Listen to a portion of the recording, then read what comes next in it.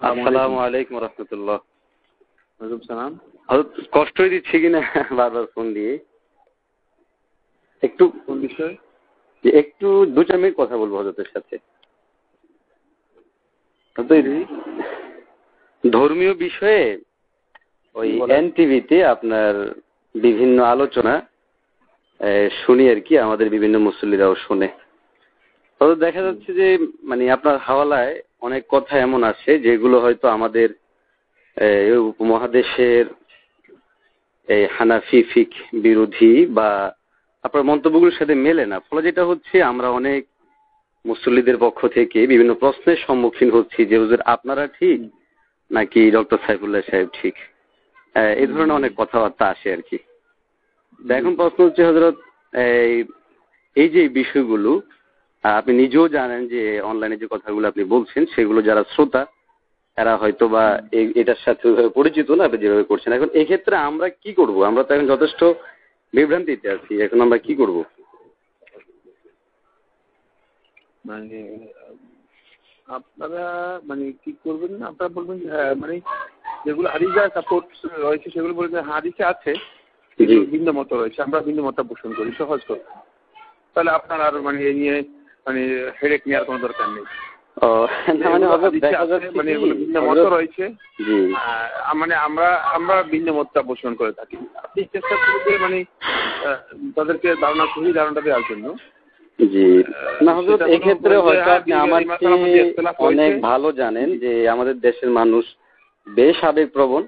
দেখা যাচ্ছে যে আপনি আজকে মিডিয়ায় কথা বলছেন আর আমরা কথা বলছি মসজিদের মিম্বরে বসে, তো ওরা ভাবে যে যিনি মিডিয়ায় বলছেন অবশ্যই সেটা অনেক গুরুত্ব রাখে এবং সেটাই হয়তো হবে।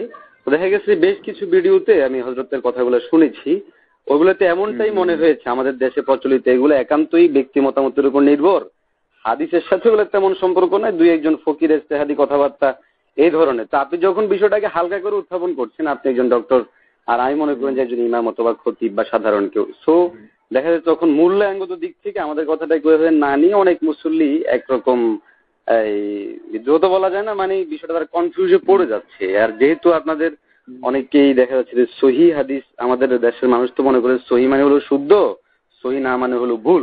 এখন যেহেতু হযরতের কথাটা হচ্ছে সহি অনুযায়ী আর আমরা মনে হয় যে সহির বিপরীত চাই আছি ইজতেহাদি ভাবে বলি, তখন দেখা যায় আমরা একটা ইয়েতে পড়ি। তো এখন এটা সমাধানের হযরত কি হবে?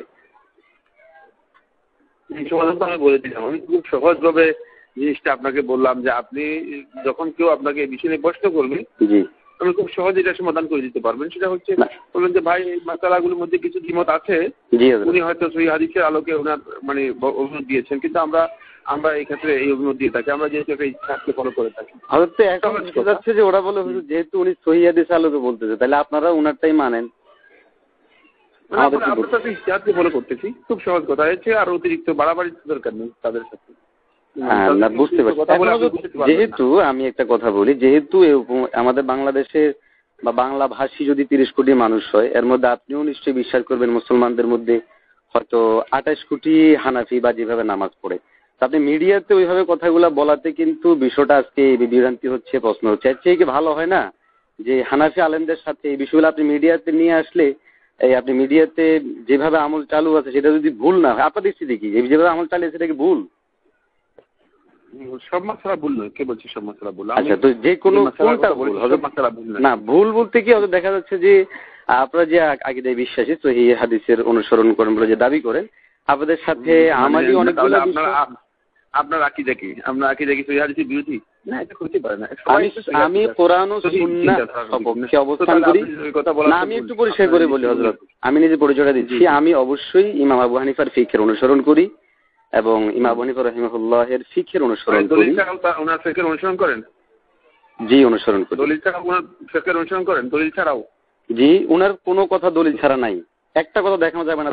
মানে আপনি প্রত্যেকটা কথা মানে অনুসরণ করেন, কিন্তু দলিল থাকলেও দলিলের আলোকেই করি, দলিলের আলোকেই করি এবং আমি এই পর্যন্ত কোনো কথা পাইনি। দলিল দিয়ে করতে পারেন? জি হযরত, জি। আচ্ছা, এখন আমি যেটা যাচ্ছি হযরত, সেটা হলো মনে করেন যেহেতু টেলিভিশন চ্যানেলগুলো হচ্ছে একেবারেই পাবলিক পেজে সাধারণদের কাছে দেওয়া একটা বিষয়, সেই বিষয়গুলো আপনি যদি কোনো আলেমের সাথে বসে সমাধান করেন সেটা কেমন হয়? কার সাথে আমার বসার, আমি তো আলেমের সাথে বসার বিষয় না এটা। না মানে হয়তো আপনি আমি বলছি কি ইখতিলাফের সাথে দ্বিমত পোষণ করছি না, সে ইখতিলাফ করতে পারে, আপনিও ইখতিলাফ করতে পারেন। না কিন্তু টেলিভিশনে বললে তো মানুষ বিভ্রান্ত হচ্ছে, সেটা না করে আপনি আলেমদের সাথে বসেন। না আমার বসার দরকার নেই আমার, কারণ আমি ইখতিলাফি বিষয় কোরআন এবং হাদিসের বক্তব্য দিচ্ছি। কিন্তু আপনার এই বক্তব্যটার কারণে 26 কোটি মানুষ বিভ্রান্ত হচ্ছে, এটা আপনার বোঝা উচিত। না কেউ বিভ্রান্ত হচ্ছে আমি জানি না, আপনি বিভ্রান্ত হচ্ছেন, আপনি এই কথা বলছেন, ভুল বলছেন। বহু মানুষ বলবে, হয়তো বহু মানুষ বলবে, আপনি বসা উচিত।